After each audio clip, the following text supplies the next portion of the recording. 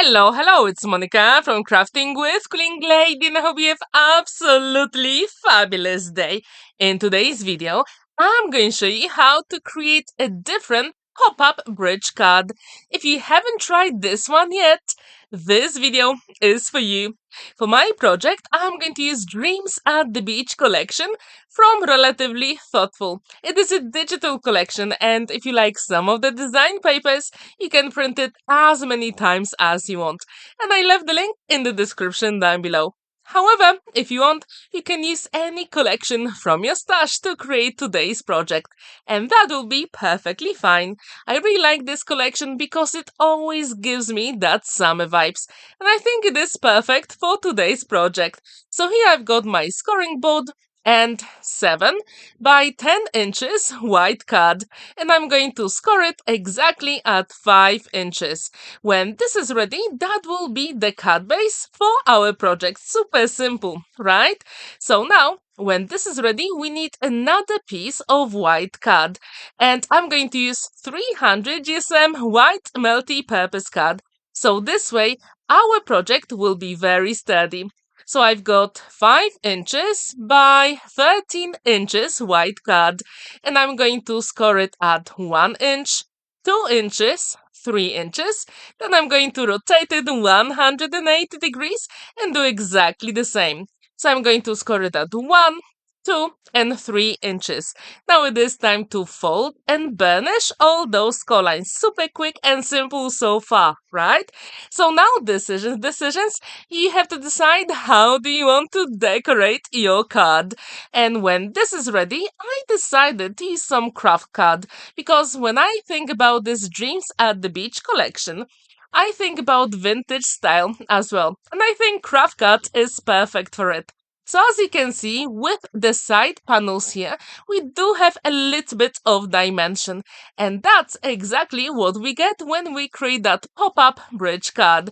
So this is the back of our card base, and we're going to attach those two elements together using my one and only liquid glue, magic glue. It is a book binding glue, which means you do have time to maneuver your elements just to make sure they are perfectly in place. So now, as you can see, there will be plenty of space to write your message inside. Using a craft card, I've got a piece measuring 6 3/4 by 4 3/4. Now it is time to put that element on our card. Super simple, right? And then you have to decide what design paper you want to use. But first I'm going to start with the sides of my card. And I decided to go with that pale blue because in the end that card is for a little boy. So I'm going to have 4 pieces of craft card measuring 3/4 by 4 3/4. And then the design paper measures 1/2 inch by 4.5. With 2 of them, I decided to keep them the way they are. But with the other 2, I decided to add a little bit more color, and I'm going to use Broken China Distress Oxide ink and my ink blending tool to apply the color on all the edges. And I think it really makes a difference. What do you think about this one? Do you like it? I hope you do.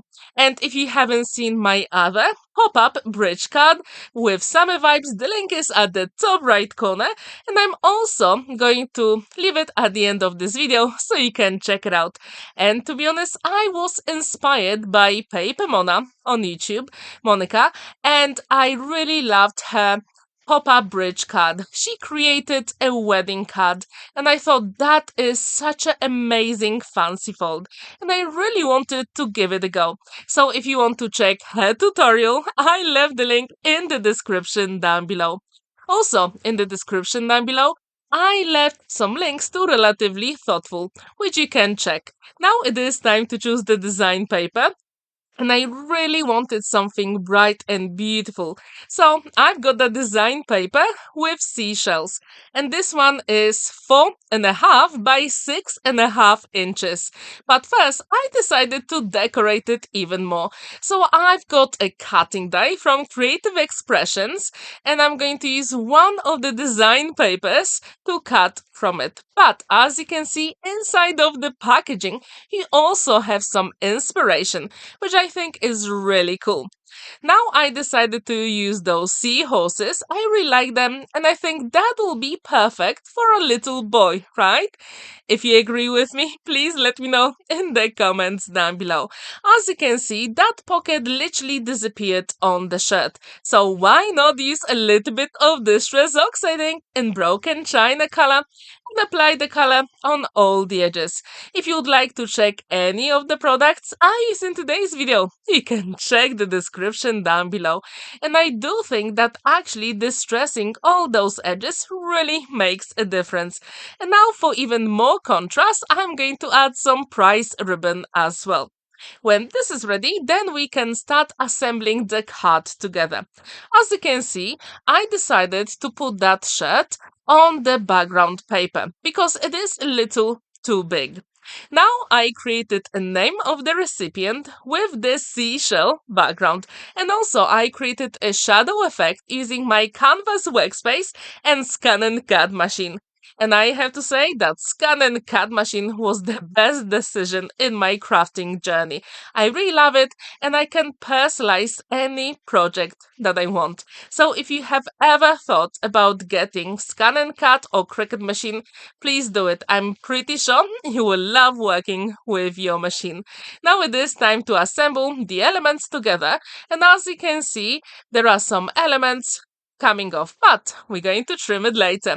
With that design paper, I decided to use the beautiful waves, but I'm going to use scissors and I'm going to follow some of the lines, and that will be my bridge for that pop-up bridge card. Super cool, right?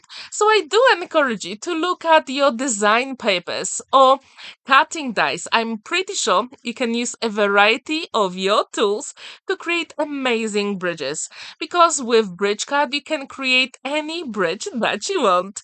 So now it is time to assemble the elements together and cut the ends off. Always turn it over and then cut it off.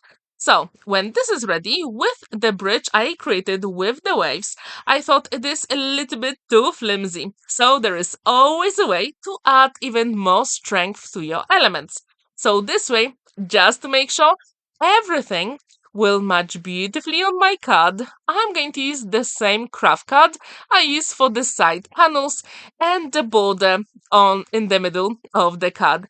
So yes, you can always use that trick as well.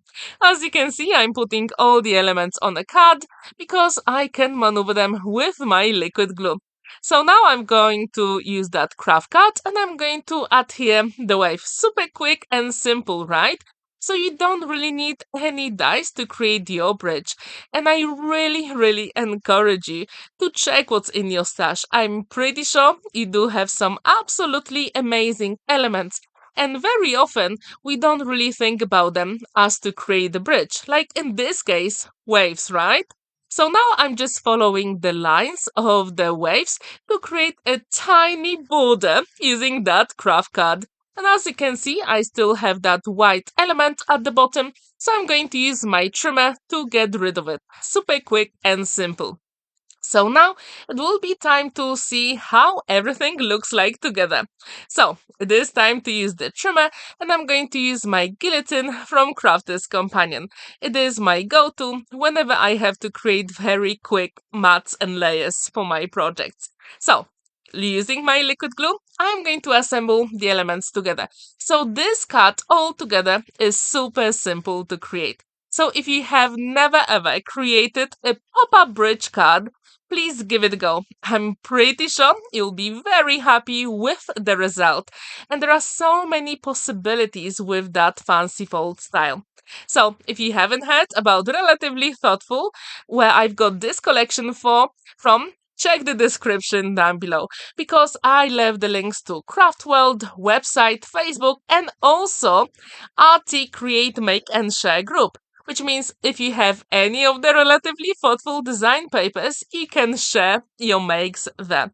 As I told you, in this collection we also have some elements to fussy cut, so I decided to add some 3 seashells here for extra interest.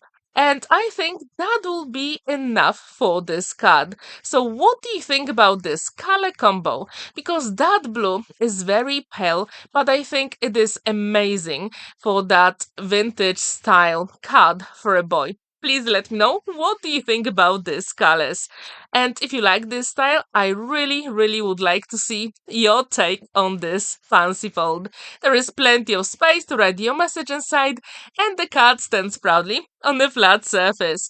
Thank you so much for watching and spending that time with me. Don't forget to like this video, give it a thumbs up, and subscribe to my channel if you haven't already. And see you in my next video. Have a wonderful day and happy crafting!